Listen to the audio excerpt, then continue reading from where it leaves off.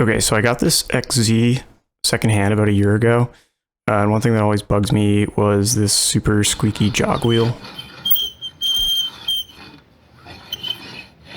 So the jog wheel has this really terrible sticking feeling and it doesn't really spin freely. So I figured someone like spilled a drink on it or something and maybe the grease had just worn down. So I wanted to take it apart and see if I could fix it at home here, but there's not a ton of info out there aside from the service manual. The service manual is okay, but I always kind of prefer to see someone else do this kind of stuff on video. So I recorded the whole process in case anyone else needs to get into this kind of repair. Definitely grab the service manual PDF from the description because while I'll show sort of the jog wheel aspect of this, I'm not going to be removing every single component in here. So that will be your go-to reference if you need to do anything else. All right, to get started, just pull these level knobs off and grab any other knobs on the side that you're going to be working on. You just pull right off. It might take a little force, but you should also pull off the tension adjust and the vinyl speed knobs while this side's pointing up.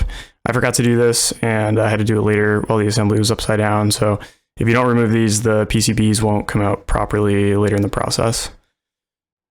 Then you go ahead and flip it over and lay your decks down on something soft. I'm using a blanket here and remove these screws from the bottom. There are a bunch of screws around the perimeter. Pretty much take out all of these except for these 4 holes in the diamond shape and these 2 over here. Those might actually not be real screws. There are some dummy holes on here, but you'll be able to tell when you're looking closely. Take out these 3 outermost screws on each side of this row here, and make sure you put these somewhere you can find them later. If you want to take it a step further, you can put them in a Ziploc bag or something with a label for what they go to. So once those screws are out, you can open up the decks like I'm doing here. If you feel any resistance at all, go back and double check you removed all the screws I mentioned. And in general, from this point forward, just be super careful about the amount of force you're applying to stuff. There's a ton of sensitive electronics in here and cables, and it'd be a huge bummer to damage any of that. So just go slow and take your time. Once it's opened up, we're going to disconnect these 3 jumpers connecting the 2 halves. There's 2 ribbon cables. I already removed this one on the left, and there's this pushing connector over on the right. That has a little hook. The tie-down hook can just be removed with a single screw. For the ribbon cables, you just flip up this little clamping thing here, and the cable pops out. So since my squeaky wheel is on the left side here, this is the screen assembly up front, and that's the left wheel. I'm just going to be focusing on disassembling that cavity. The manual goes into some more detail on how to do the center or the right deck, but I'll just be focusing on the left one. I'm going to start with these plastic barriers here. There's just like a few screws that hold this thing in. And before I do that, I'll probably just take a couple pictures to remember how the plastic and the ribbon cables are all laid out. And I'll come back to reassembling it in the right order later, but recommend you take a photo as well.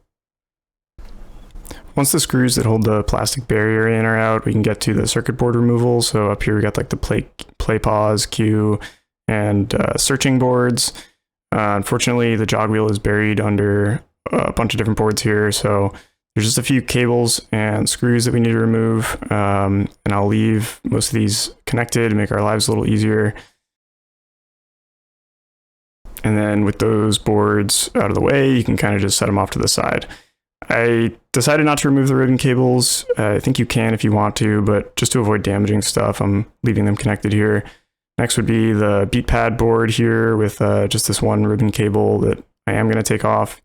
This plastic shield I kind of just shimmied off to the side, and it looks like a little bit of a mess. As long as you don't crease it, it's actually pretty easy to get back into place, as I'll show you later. And we'll do the big board on top next and help get all that stuff out of the way. So all I've done here is taken that main board on top and flipped it over towards the mixer cavity. I also removed the power switch assembly here to avoid messing with that cable. With that, you can just flip it over and out of the way. Just be careful with this stuff. Make sure you don't grease any cables. The plastic gets kind of annoying at this stage, so keep an eye on that, but you should have enough access to start removing the platter assembly underneath.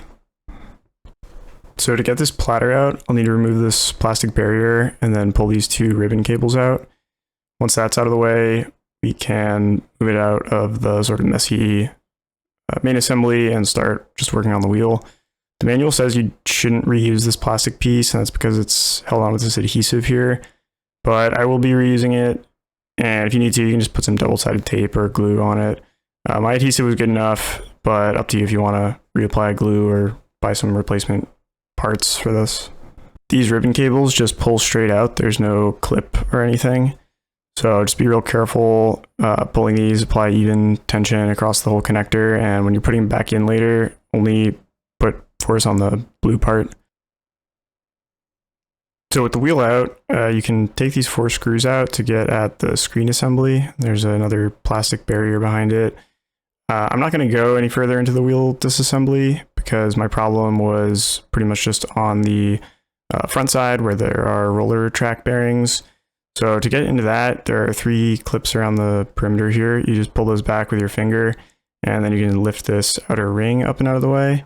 And you can see there's a pretty obvious problem with mine. This wheel is not in the right spot. 2 of those were actually dislodged. So this was, I'm pretty sure, my main problem. So check for those. And then underneath, there are a couple more roller wheels. So you can lift this flat platter up and off to check underneath there. And with that out of the way, you can see these 2 other gears. This one was also a little loose. It sits on top of this white gear here. And that was kind of dislodged, so could have also been part of my problem. To reassemble this, it's kind of weird. You look for this little clock spring that's in there and line it up with the peg that is on the bottom of the black gear. So you've got this little nub on top of the black gear, and there is the tine poking off at like the 7 o'clock position on the white gear. You want to place the nub above, sort of to the left of that in this view. And then when you twist them together, the spring will kind of load up. So I'll try to do that here. Just dropping it in, and it's really hard to see what I'm doing there, but I landed that nub above the spring. And then I'll rotate the black gear counterclockwise, kind of holding the white gear in place. And there's that little plastic arc kind of segment on the black gear that will drop down and lock against one of the white protrusions on top. That will hold the black gear in place.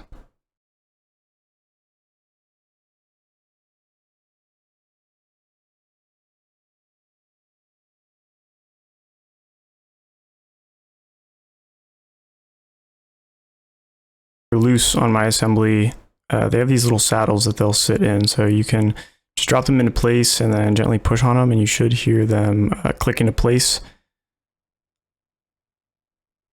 So that one didn't go all the way. It might take a little bit of force, but they're just little plastic clips that the wheel axle sits in, and you can push on it gently from the side. You see this one's no longer coming out. So I recommend going around checking all your wheels are seated properly. And here I am just checking the action once I replace those wheels, and everything is working fine now. So that was my main problem. I'm going to go ahead and reassemble this now. Make sure you check all the other grease points though, and the rest of the wheels in here if you got a scratchy wheel, because there's also the tension adjust gear train and these outer wheels that support the outer ring of the jog wheel.